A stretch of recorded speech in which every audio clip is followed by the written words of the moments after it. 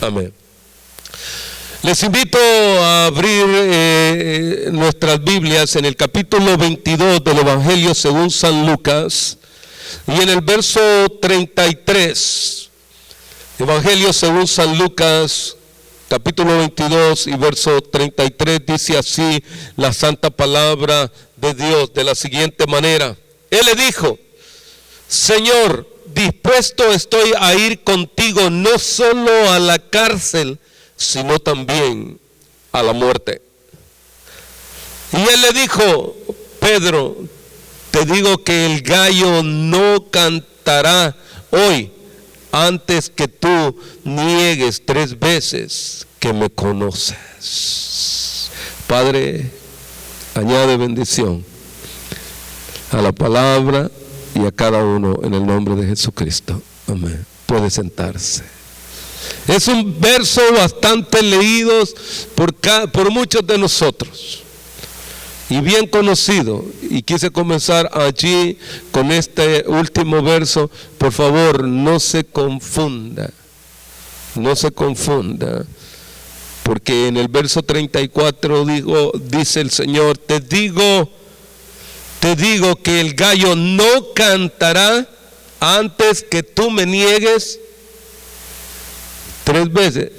No es que el gallo tiene que cantar 3 veces, no, que antes que el gallo cante, él lo va a negar 3 veces. Pero algunos, corrijo esto porque muchas veces nosotros los que predicamos, también nosotros decimos que el gallo tiene que cantar 3 veces. Y no es que el gallo tiene que cantar 3 veces, sino la negación de Pedro 3 veces antes de que el gallo cante.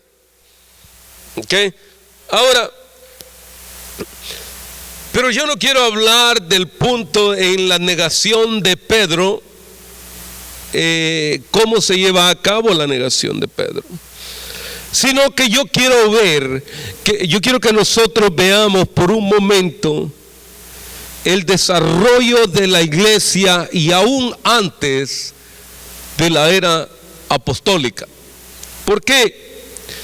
Porque si hay algo que yo quisiera que nosotros recordásemos, es las palabras de un gran hombre de Dios llamado Ageo. Este hombre, en su momento, el Señor lo visitó. En su momento el Señor vino y habló con él. Y en una época de crisis como la que nosotros vivimos, cuando el pueblo de Israel había vivido un tiempo difícil, Dios levantó a un hombre. Y en esta tarde yo quiero presentar este tema tocando algunos puntos que tienen que ver en el desarrollo de lo que es la iglesia misma, que muchas veces nosotros estamos pasando por el fuego o siendo probados en diferente tiempo que otros también lo pasaron. Porque cada uno de ellos fue pasado. ¿Para qué? Para no negar que Dios es real. Si usted se da cuenta, ahora mismo el sheriff del departamento de policía de Texas o de Dallas y muchos de los hombres comisionados y todos ellos están volviendo a aplicar la palabra Dios. ¿No han notado que ellos están diciendo ahora? Incluso esta mañana escuchaba a uno de ellos allá en Luisiana que al final de su discurso, y no era ningún oficial, sino que era un portavoz, y dijo: Dios les bendiga. La nación misma se ha dado cuenta que al salirnos de la cobertura de Dios hay estragos en nuestra nación. Y el pueblo de Israel también reconoció que en su momento se salió de ello.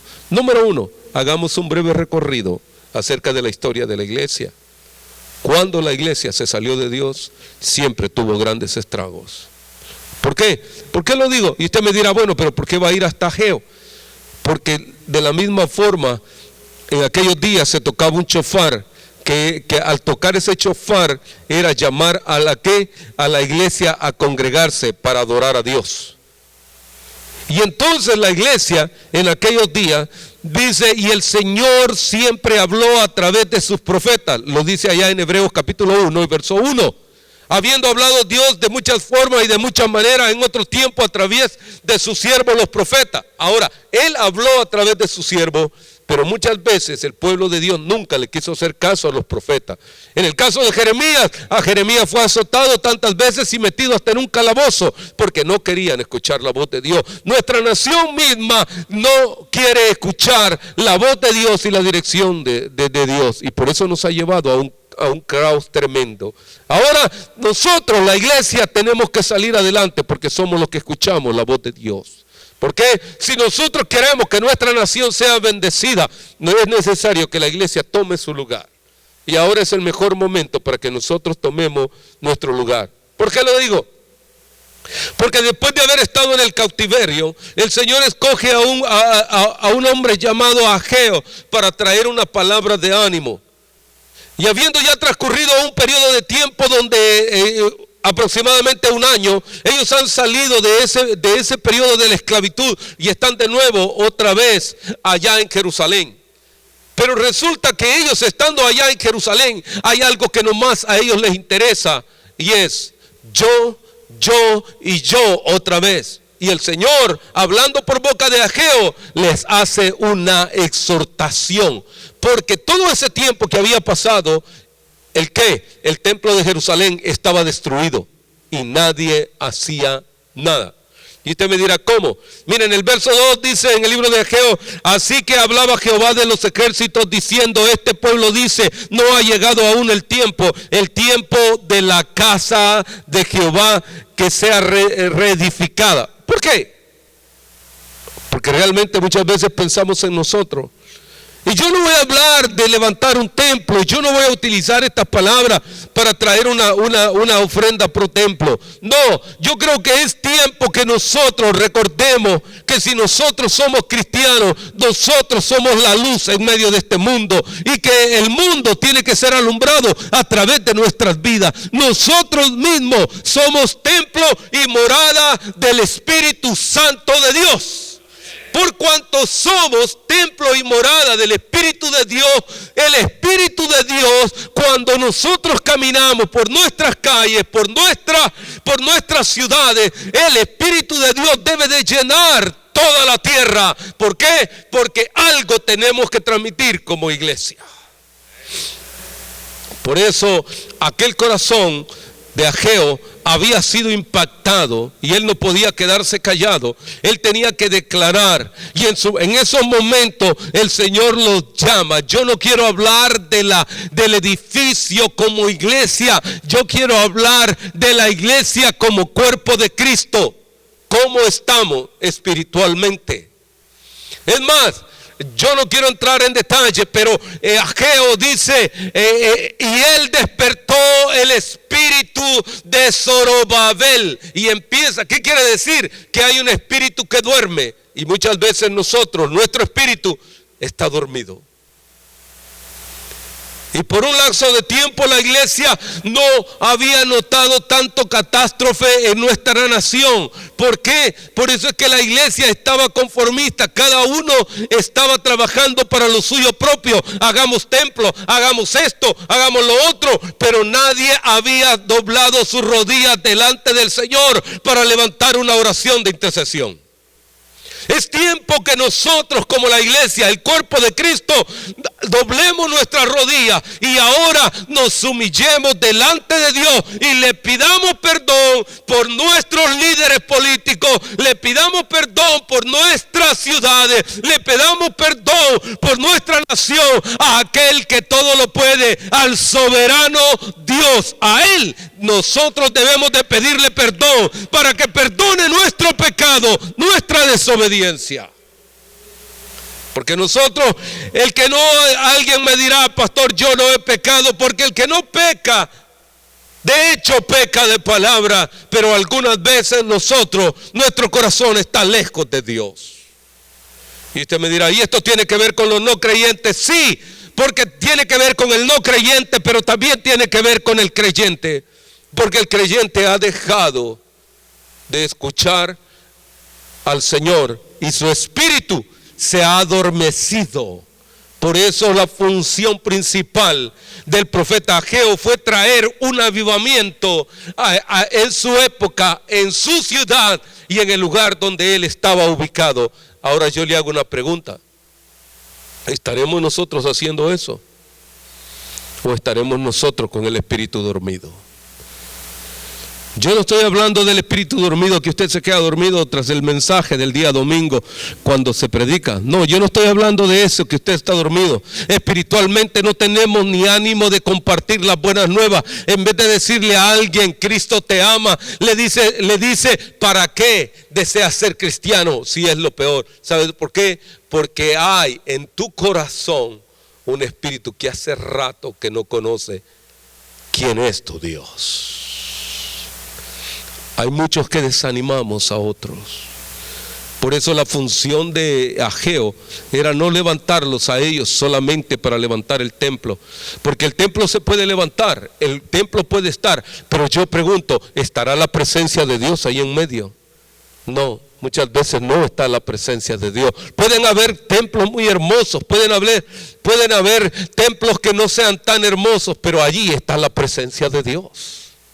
¿Por qué? Porque el corazón del hombre es vanidoso y se aleja de lo que es el Señor. Que el Señor nos ayude a cada uno de nosotros a permanecer siempre siendo humildes y reconocer que sin Dios nada podemos hacer. Segunda cosa que yo quiero que nosotros veamos y que también tiene una gran importancia es que muchas veces no entendemos que Satanás también quiere estorbarlo, que él quiere hacer con nuestras vidas lo que él desea, y es que nosotros seamos estorbados. Y entonces viene la mano de Dios, y cada uno según su don y su propósito divino de Dios en cada uno de nosotros seremos probados. Seremos probados. En el libro de Job, capítulo 1, verso 8 en adelante,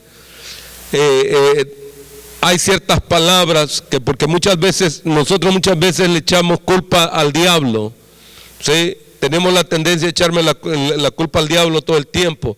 Y a veces el diablo por allá está tranquilo en un rincón ni está haciendo nada. Es que lo que pasa es que nosotros nos hemos adormecido espiritualmente y nosotros tenemos que cambiar. Tenemos que darnos cuenta que somos nosotros los que hemos caído en un letargo espiritual. En el verso 8 dice: Jehová dijo a Satanás, ¿no has considerado a mi siervo Job, en el cual Job, que no hay otro como él en la tierra, varón perfecto y recto, temeroso de Dios y apartado del mal? Y usted me dirá, ¿por qué? Porque algunas veces nosotros los consideramos espirituales, pero el que se considere más fuerte espiritual, cuídese de no caer, porque no es lo más fuerte lo que nos sostiene. Pero mire lo que sigue diciendo el verso 9. Respondiendo Satanás a Jehová dijo: ¿acaso teme Job a Dios de balde? ¿No le ha acercado alrededor a él y a su casa y todo lo que él tiene? Al trabajo de sus manos has dado bendición, por tanto sus bienes has aumentado sobre la tierra. Ahora, ¿a qué le está reclamando? Porque usted es bendecido. Hay uno que se acerca al trono de Dios. ¿Para qué? Para decirle que lo que usted está haciendo es producto de que el soberano Dios nos está protegiendo. Y él, antes de tentarlo a nosotros, antes de venir a estorbarnos a nosotros, sea en salud o en financiera, tiene que irle a pedir permiso al Creador. Él tiene que irle a pedir permiso a nuestro Dios para ser tentado. Pero si es que tenemos conexión con el de arriba. Y si no tenemos conexión con el de arriba, no se preocupe, ya estamos en las manos de él. Entonces él va a hacer lo que quiere con nosotros. hay ratos que le va a dar abundancia y hay ratos que le va a venir a quitar todo. Porque es padre de mentira, porque le promete a usted, se lo da, pero al rato viene y se lo quita. Ahora, sigue diciendo, pero extiende ahora tu mano y toca todo lo que tiene y verás si no blasfema contra ti en tu misma presencia. El verso 12 dijo Jehová a Satanás: he aquí que todo lo que tiene está en tu mano, solamente no pongas tus manos sobre él. Y salió Satanás de delante de Jehová. Él estaba en la presencia de Dios, hablando con Dios para poder tocar a aquel que el Señor había elegido. Y a veces nosotros pensamos, ¿será que es que esto me está pasando por la culpa del pastor? Esto me está pasando por la culpa del hermano. No, hermano, hay uno que es enemigo de nuestras almas. Y estamos ahí al momento de ser pasado por fuego. Estamos en el momento de ser pasado por las pruebas. Pero ¿sabes por qué? Porque de allí nosotros debemos de salir aprobados para decir: yo amo a Dios verdaderamente sobre todas las cosas. Porque cuando todas las cosas van bien, dice uno: yo amo a Dios. Pero cuando las cosas van mal, entonces nosotros empezamos a decir cosas diferentes. ¿Por qué? Porque realmente en el capítulo 2 y en el verso 6 dice así, de ahí mismo de Job: y Jehová dijo a Satanás: he aquí que él está en tu mano, mas guarda su vida. Por lo tanto, nosotros tenemos los días contados porque Dios así lo ha determinado. No es porque el enemigo de nuestras almas, él diga que él tiene nuestros días contados. No, quien tiene nuestros días contados es nuestro Creador. Él sabe el día y la hora en que nosotros hemos de partir. Por lo tanto, no se trata de él, pero lo que sucede es que cuando nosotros estamos siendo procesados, o siendo probados, nosotros le echamos la culpa a todo el mundo. A ver, algunas veces parece que todos los que están a nuestro alrededor se constituyen muchas veces nuestros enemigos. No, hermano, ellos no son tus enemigos. Ve al que está a tu lado y dile: tú no eres mi enemigo. Dígaselo, no, tú no eres mi enemigo. Porque algunas veces nosotros pensamos el que es nuestro hermano, el que se sienta ahí al lado de nuestra banca y le dice: no, tú eres mi enemigo. No. Al contrario, mira, si tu hermano, el que está a tu lado, te pide la capa, dásela, hermano. Pero es mía, pastor. Pues más vale que se la des porque es tu hermano. Y si te pide pan, dale pan. No le des piedra, porque es tu hermano. Ahora, las obras nuestras, hasta nuestras obras, hasta lo que nosotros hagamos, va a ser probado. Mira lo que dice en 1 Corintios capítulo 3, verso 11. En el verso 3 dice: porque nadie puede poner otro fundamento que el que no está puesto, el cual es Jesucristo. Y si sobre el fundamento alguno edificare oro, plata, piedras preciosas, madera, heno, hojarasca, la obra de cada uno se manifestará. En otra palabra, todo lo que nosotros hagamos se ha de ser manifiesto. ¿En qué forma? ¿En cómo lo hacemos? Porque algunas veces decimos: yo lo voy a hacer por obligación, yo lo voy a decir porque me dijeron que lo hiciera. No hagas nada por ello. ¿Por qué? Porque a veces nosotros creemos que esa es la forma correcta de decir: yo lo voy a hacer. No, hermano, no. Esto me llevó a recordar por un momento cuando Moisés, cuando el pueblo de Israel tiene que ir a conquistar.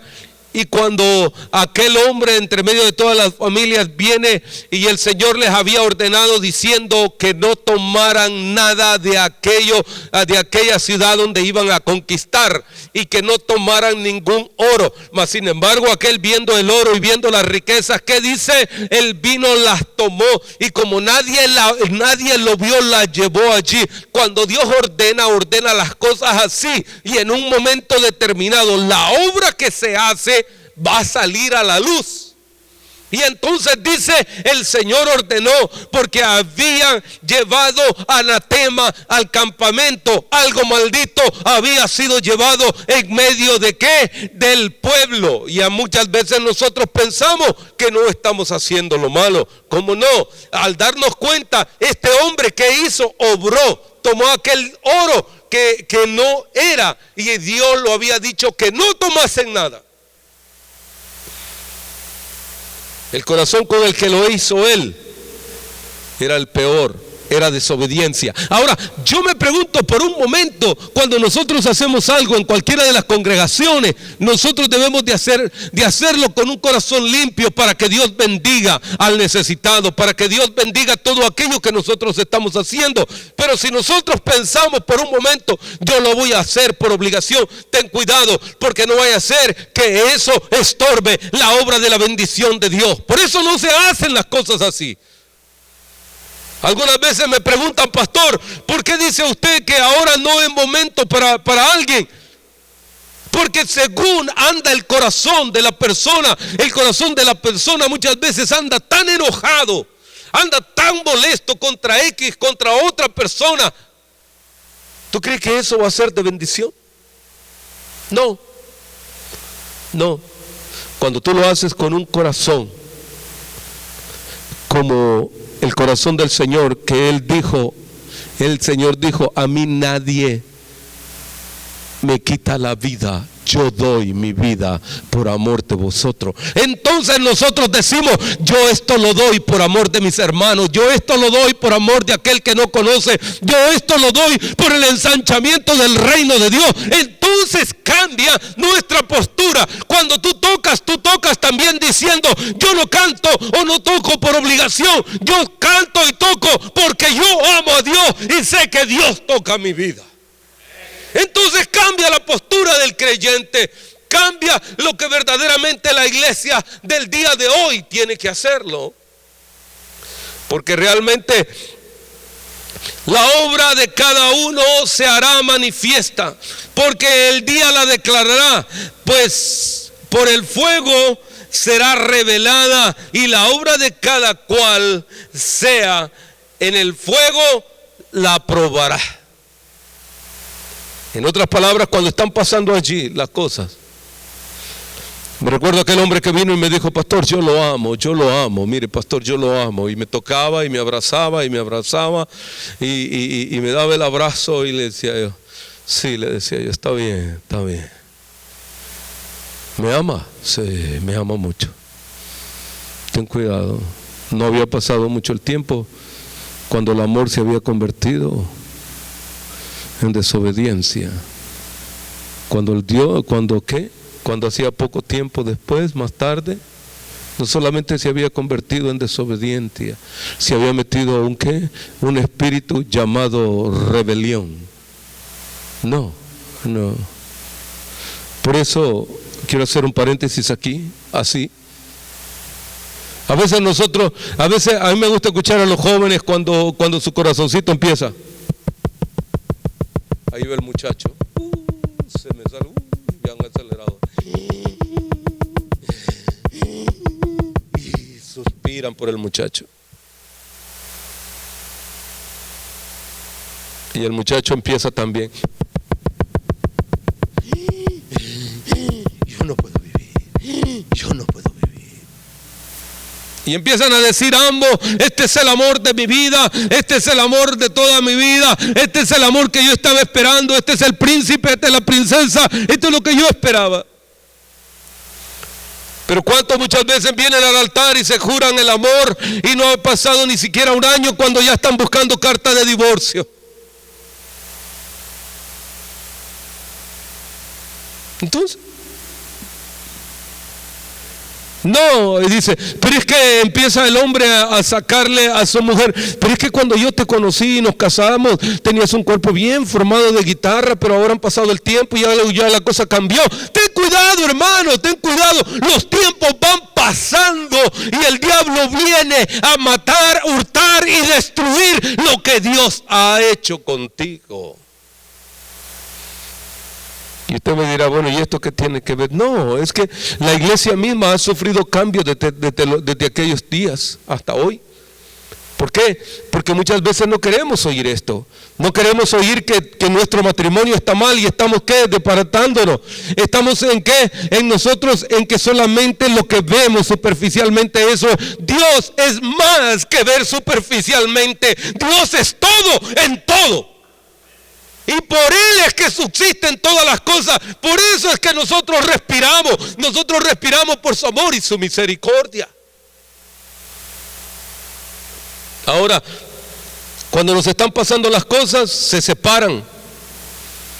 Hay divorcios, hay enojos, hay contradicciones entre todo. Pero es que allí va a nacer el verdadero amor. O no ha leído bien el libro de Primera de Corintios también, y dice, y el amor es, dice, ¿cómo dice? Y el amor es sufrido. Si alguien se casara realmente sin saber que el amor, el verdadero amor, todo lo soporta, el verdadero amor lo hace, pero como no quieren aguantar nada, ¿no? Y si no aguanta nada, yo le preguntaría, pues no aguanto nada. Dicen, yo amo a Dios, pero no aguantas nada. No aguantas nada. Voy a concluir, voy a entrar al cuarto, ¿sí? Porque no solamente lo que hacemos también será probado. Porque el día declarará si aquello que tú hiciste, lo hiciste de corazón. Porque si lo hiciste de corazón, no te preocupes, deja que Dios dé fruto. Pero no estés preguntando por qué ni para qué, porque tenemos la tendencia en todo ello.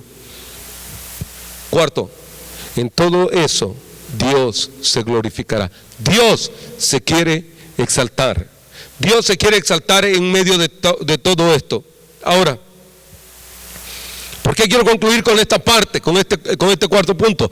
Porque si usted se da cuenta en el verso 32, y yo quiero que todos vayan allí,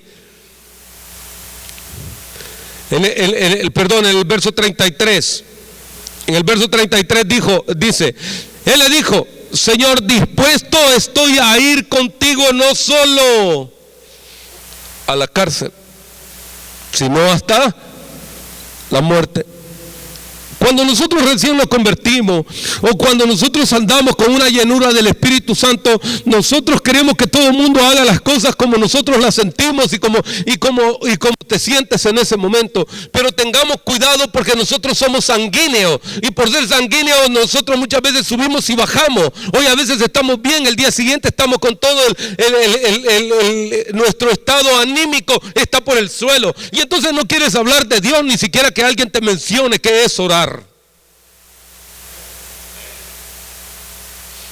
Por eso que en ese momento Pedro estaba diciéndole a él, y el Señor conociendo el corazón de Pedro,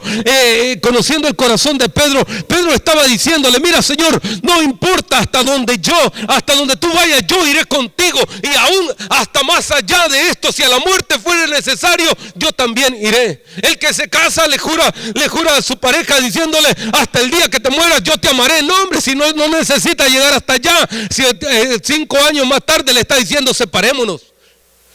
El cristiano está diciendo yo te acepto como mi Señor y Salvador, y a los 2 meses le está dando la espalda.